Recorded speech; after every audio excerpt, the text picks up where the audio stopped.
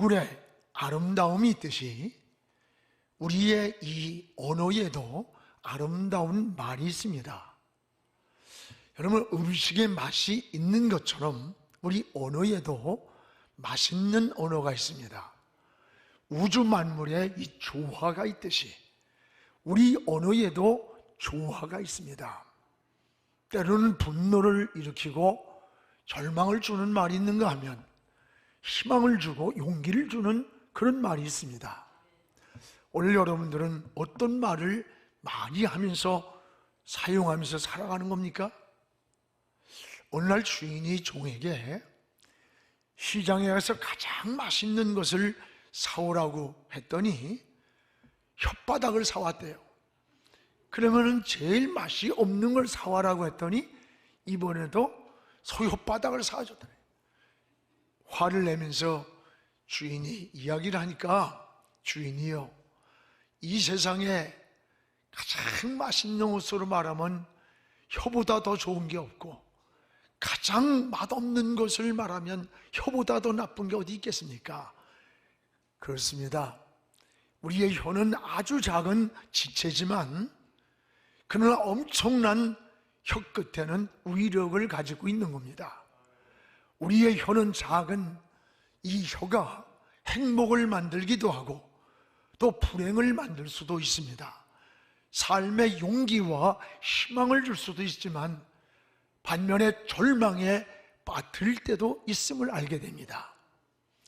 여러분, 우리의 삶의 혀는 마치 약이 되기도 해요. 말이 그런가 하면 무서운 독이 되기도 해요. 사람을 살리기도 하고 죽이기도 하는 거예요. 이처럼 엄청난 이 위력이 있는 우리의 혀를 아무 생각 없이 하루에도 끊임없이 혀를 움직이고 또 말을 하면서 살아가고 있다는 거예요. 그래서 야고보 3장에 보면 이 말이 얼마나 힘있고 무서운 것인가, 그 말의 위력을 세 가지 비유로 말씀했습니다. 하나는 혀를 배로 비유를 했습니다. 야고보 3장 4절에 보면 큰 광풍에 밀려가는 배를 봐라.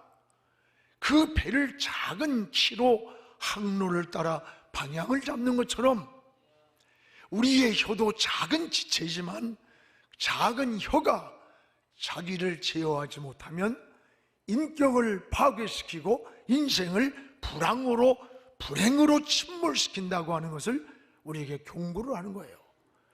또 하나는 혀를 불로 비유를 했습니다. 야고보 3장 5절에 6절에 보면 혀는 곧 불이요 불의의 세계라. 작은 불씨가 온 세상을 태우는 것과 같이 마치 우리의 작은 혀도 지체는 작은 지체지만 그 혀 끝에 나오는 그 힘이 온몸을 더럽히고 인생을 불사르고 망가뜨린다는 거예요. 황폐하게. 이게 우리의 혀의 힘이라고 했어요. 그리고 또 하나는 혀를 뭐라고 했느냐? 길들일 수 없는 지체라. 야고보 3장 7절 8절에 보면 새와 벌레, 바다의 생물까지 다 길들일 수 있는데 8절에 보면 유독 사람의 혀는 능히 길들일 사람이 없나니 쉬지 않는 이 악이, 독이 이 혀 끝에서 나온다는 거예요. 맞습니다. 전에 TV를 보니까 호랑이, 사자, 이 맹수들이 어린아이들과 함께 노는 모습을 여러분 보았을 거예요. 그 사자의 목덜미를 어린아이가 끌어안고 사자 등에 타요. 그래도 사자가 물지 않고 어슬렁거리며 가는 거예요. 이게 어떻게 가능할까요? 조련사에게 무서운 맹수도 길들여졌기 때문에 그렇다는 거예요. 그런데 우리 사람의 혀는 누구도 길들일 사람이 없다. 짐승이나 벌레나 하물며 저 새들까지도 물고기까지도 길을 들일 수 있는데 사람의 혀는 길들일 수가 없다는 거예요. 여러분, 이 혀는 엄청난 위력을 갖고 있다는 걸 알아야 돼요. 그래서 이 혀를 잘 사용하면 나도 살고 다른 사람도 살려요. 반대로 잘못 사용하면 나도 망하고 남도 죽이는 무서운 독이 혀 끝에 있다는 거예요. 혀 끝에. 여러분, 생명을 살리는 좋은 혀가 되기를 주님의 이름으로 축복을 합니다. 오늘 말씀에는 이 말에 의한 경고를 지적하고 있습니다. 구원받은 이후 우리의 삶, 지난주에 변화받은 그 이후의 삶을 어떻게 살아야 되는가를 말씀하는데 그 연장선상이에요. 여기 보니까 말에 의한 경고를 지적합니다. 29절을 우리 같이 한번 읽겠습니다. 무릇 더러운 말은 너희 입 밖에도 내지 말고 오직 덕을 세우는데 소용되는 대로 선한 말을 하여 듣는 사람들에게 은혜를 끼치게 하라. 그렇습니다.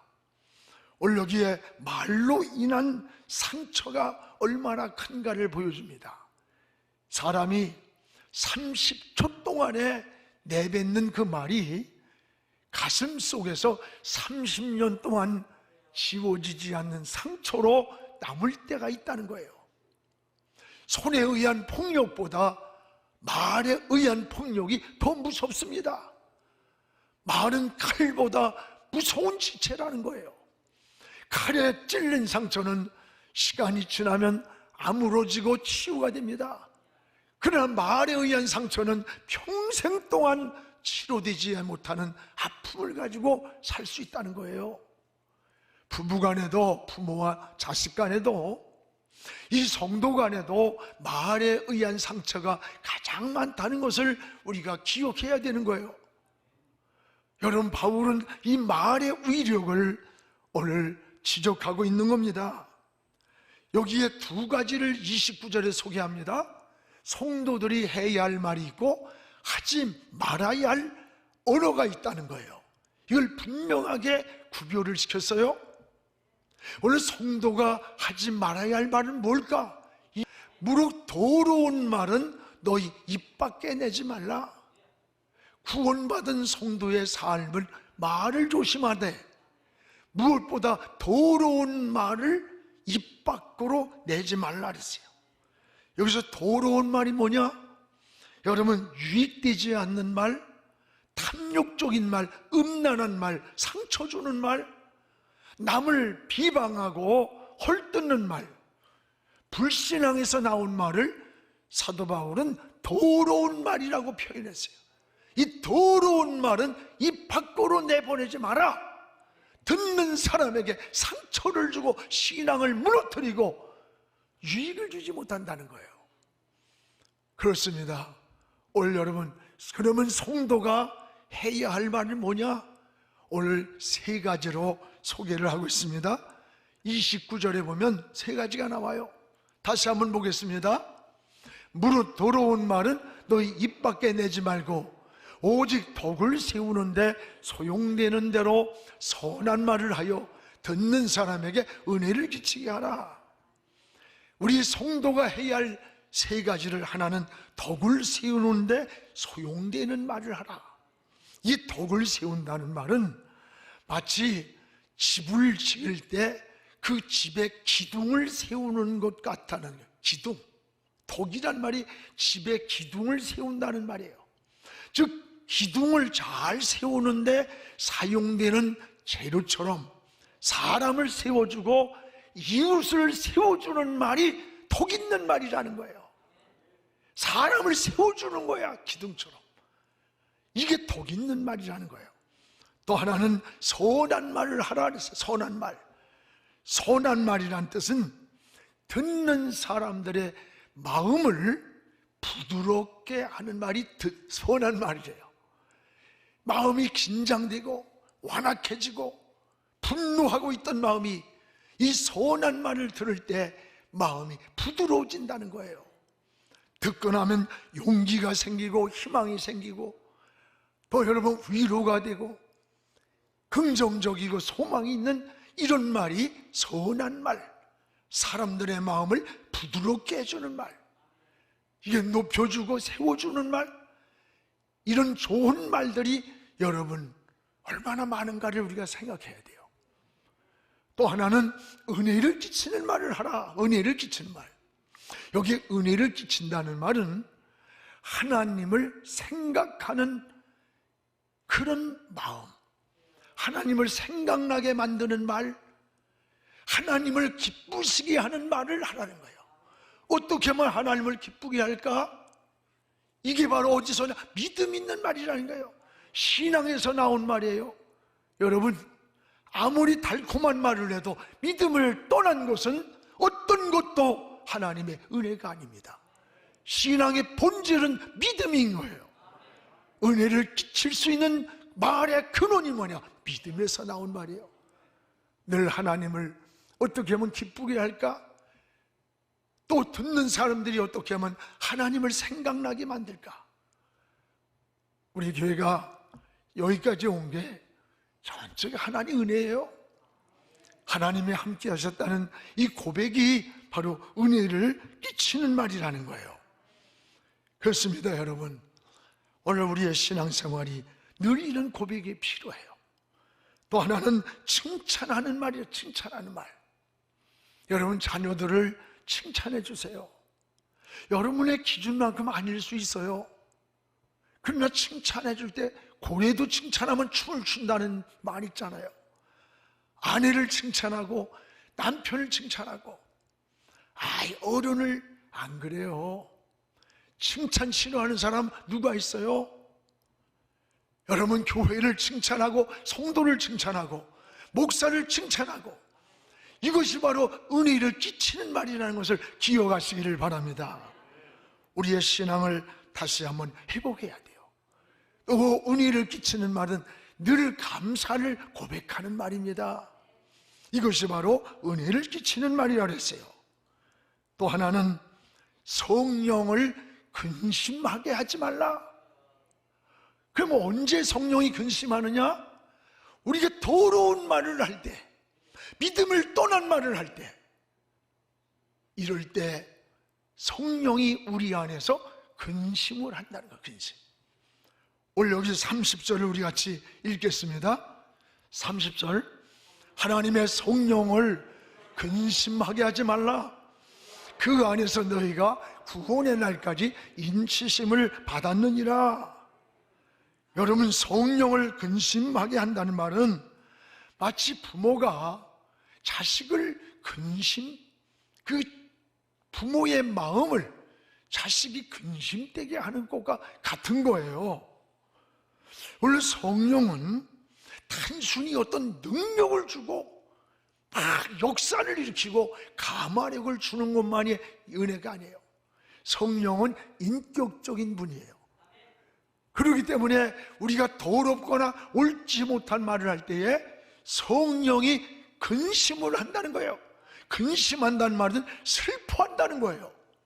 우리 성령은 여러분 능력만 주는 게 아니라 기뻐도 하시고 근심도 하고 슬퍼도 하는 거예요. 오늘 성령이 근심한다는 말은 자녀가 잘못했어요. 그 부모가 자녀 때문에 근심하는 것과 같이 하나님의 자녀가 잘못될 때에 성령님도 근심을 하며 탄식을 하면서 슬퍼한다는 것을 기억하시기를 바랍니다. 변화받은 그 사람의 속에는 특징이 뭔지 알아요? 영이 살아있는 거예요. 영이 깨어있는 거예요. 여러분, 그래서 잘못 살았을 때 성령의 탄식을 속에서부터 듣게 됩니다. 그래서 성령을 근심하게 하지 말라 그랬어요. 여기 31절에 보면 그러면 성령을 근심하게 하는 요소가 뭐냐? 5가지가 나와 있어요. 우리 31절을 같이 한번 읽겠습니다. 너희는 모든 악독과 노함과 분냄과 떠드는 것과 비방하는 것을 모든 악의와 함께 버리라. 이런 것들을 버리라는 거예요.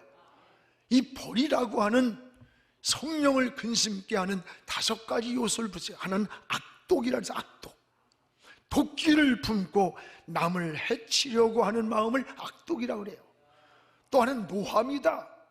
노함이란 악독에서 나온 격정적인 분노를 노함이라고 그래요. 또 여러분, 분냄이다. 분을 품고 보복하려고 이런 격분하는 마음이, 이게 분냄이라는 거예요. 이건 3가지는 내적인, 여러분, 마음에서 일어나는 내적인 문제예요. 그리고 4번째부터 5번째까지는 외적인 그런 일들이에요. 떠드는 거. 이게 떠든단 말은 분쟁을 일으키고 소란하게 하고 트러블 메이커예요. 이게 여러분 성령을 근심하게 하는 요소 중에 하나라는 거예요. 5번째는 비방하는 거. 비방이 뭐예요?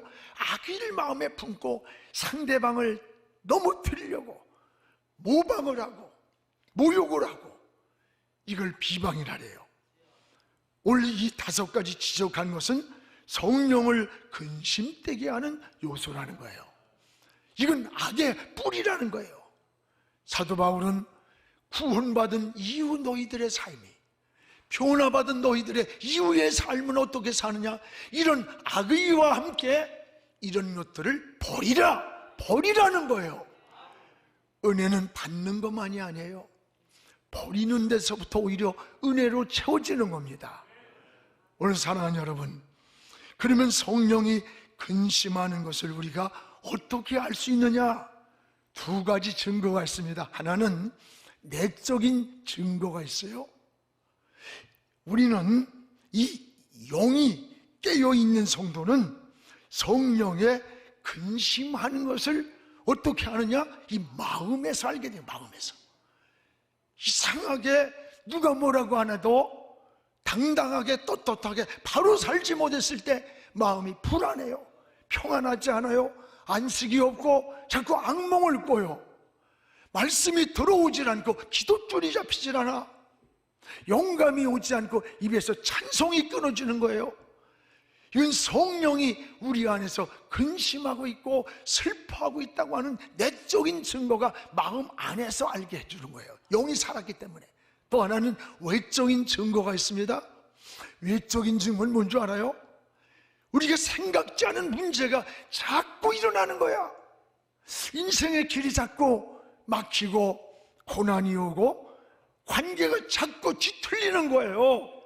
이럴 때 여러분, 재수가 없어서 그렇지, 운이 없어서 그렇지, 우연이겠지, 아닙니다. 성경은 새 한 마리가 떨어지는 것도 하나님의 허락이 있고, 요나가 제비를 뽑아도 요나의 손에 뽑히게 한 분이 하나님이에요. 하나님은 개인을 섭리하시고 나라를 섭리하시고 우주를 섭리하시고 하나님의 주권적인 손이 우리 곁에 있다는 거예요. 너희가 성령을 근심하게 하지 마라. 인침을 받은 너희들 예수 그리스도 안에서 하늘나라 갈 때까지 하나님의 자녀들을 향해서 말씀하고 있는 거예요. 사랑하는 여러분, 오늘 우리는 내적으로 또는 외적으로 세미하게 들려오는 성령의 탄식 소리, 성령이 근심하는 소리를 들을 수 있는 사람은 영이 살아있는 자예요. 영에 속한 사람인 거예요. 이럴 때 여러분, 우리는 어떻게 해야 됩니까? 방법을 찾고 이리저리 쏘다니고 그래서 답이 안 나와요. 하나님의 품으로 돌아가야 되는 거예요. 이런 여러분 내적인 마음에 안식이 오지 않고 삶이 자꾸 뒤틀리고 꼬이고 막힐 때는 하나님 앞에 금식도 하고 작정기도도 하시면서 이 영적 주파수를 저 하나님께로 맞춰야 되는 거예요. 이게 그래야 해답이 오는 겁니다. 그래서 성도는 어떤 방법을 찾는 게 아니라 그럴 때 하나님을 찾는 거예요. 영적인 감각이 없는 사람들은 여러분 성령의 근심 탄식 소리를 못 들어요. 왜? 영이 죽었기 때문에. 이건 성도들이 듣는 소리예요. 성령이 근심하는 것을 안다는 것은 영적으로 깨어있는 신앙, 하나님이 사랑하는 자라는 것을 깨닫기를 주의 이름으로 축원합니다.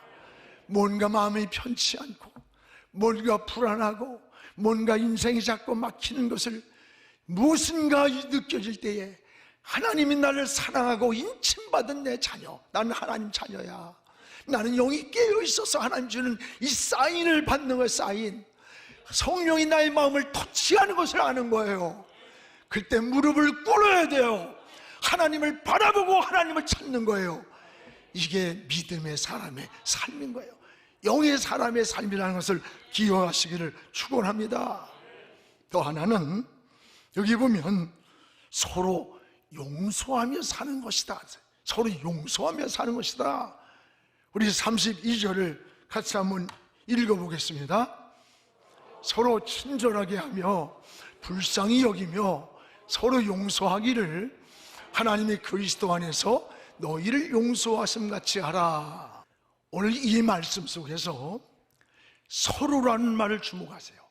여러 번 서로라는 말씀을 합니다. 서로 친절하라, 서로 불쌍히 여겨라, 서로 용서하라. 오늘 여러분, 이 서로라는 말은 하나님과의 관계가 아니에요. 오늘 사람과의 관계를 말하는 거예요. 사람과의 관계가 뒤틀리고 사람과의 관계가 막히고 사람과의 관계가, 이것이 여러분 원수를 맺고 나면 하나님과의 관계는 자연적 막혀 있다는 거예요. 그래서 오늘 사도 바울은 은혜 받은 너희들, 변화받은 너희들, 서로 친절하고 서로 불쌍히 여기고 서로 용서하라. 하나님이 그리스도 안에서 너희를 용서해 준 것 같이. 사랑하는 여러분, 용서라는 것은 상대에게 굉장한 은전을 베푸는 것처럼 착각합니다. 아닙니다. 용서는 상대에게 베푸는 것 같지만 자신이 고통에서, 억압에서, 상처에서 자기가 치유받는 거예요.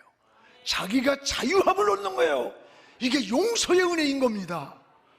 오늘 여러분, 복수는 복수를 또 만들고 또 복수를 낳는 거예요. 오늘 용서를 하지 못할 때 이 세상은 얼마나 불행한가를 알아야 돼요. 미국으로 이민 온 사람이 오직 돈을 벌기 위해서 밀주업을 시작했습니다. 흑인들에게 몰래 술을 팔아서 큰 과수원을 사고 돈을 벌었어요. 그는 딸이 하나 있었는데 그 딸을 무지하게 사랑하고 딸과 돈만이 최고의 그 인생의 기쁨이었어요. 근데 어느 날 폭도들이 과수원에다가 불을 질렀어요. 그 많은 재산을 약탈해 갔어요.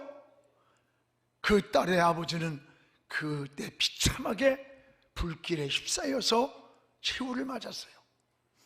후에 그 딸은 대부호인 남자를 만나서 결혼을 하고 가정을 꾸몄습니다. 그런데 그 만난 남자가 바로 자기 아버지를 살해한 살인범이에요. 이 사실을 알았어요. 20년 동안을 자기 남편을 증오하면서 미워하면서 세월을 보내는 거예요. 어느 날 남편이 중병에 걸려서 입원을 했습니다.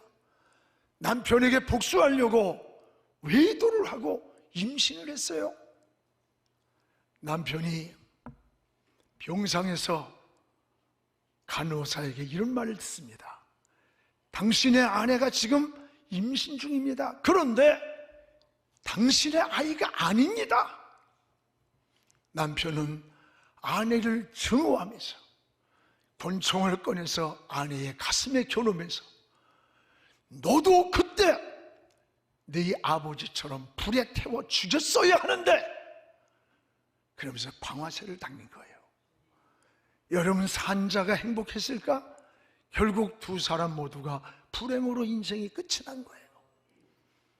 오늘 마음의 분노라는 게, 여러분 미움이라는 게 이게 얼마나 무서운 건 줄 알아요? 우리가 마음의 분노를 계속 품고 용서하지 않을 때 이 정신세계가 황폐해지는 거예요. 이 신경질환이 걸리고 남을 증오하며 자기 인격이 망가진다는 거예요. 여러분, 불면증, 우울증, 피해 망상증 같은 이런 정신적 질환이 마음의 분노, 절망 이런 것을 많은 사람들에게 많이 일어난다는 거예요. 다른 사람과의 관계성이 이런 마음을 가진 사람은 파괴가 돼요. 오늘 진정한 용서, 이게 모든 관계를 회복한다는 것을 기억하시기를 축복합니다. 사랑하는 성도 여러분, 바울이 에베소 교회에 권면한 말의 실수들, 성령을 근심되게 하는 일들, 또 용서하지 못하는 마음이 영적으로 육적으로 얼마나 무서운 장애물에 걸려 넘어지는 것인가를 우리에게 깨닫게 해주셨어요. 이런 것들을 신앙으로 해결하는 것이 바로 믿음인 것입니다. 그리고 모든 영과 육이 이 장애물에서 풀리는 열쇠가 됩니다. 오늘도 여러분 변화받은 이후, 구원받은 이후, 인침을 받은 우리 모두는 하나님 앞에 이 성숙한 신앙으로 달려가기를 주의 이름으로 축복합니다. 지금은 선교 헌금 시간입니다. 이 예배를 통해 삶 가운데 은혜와 회복이 충만하시길 간절히 기도합니다.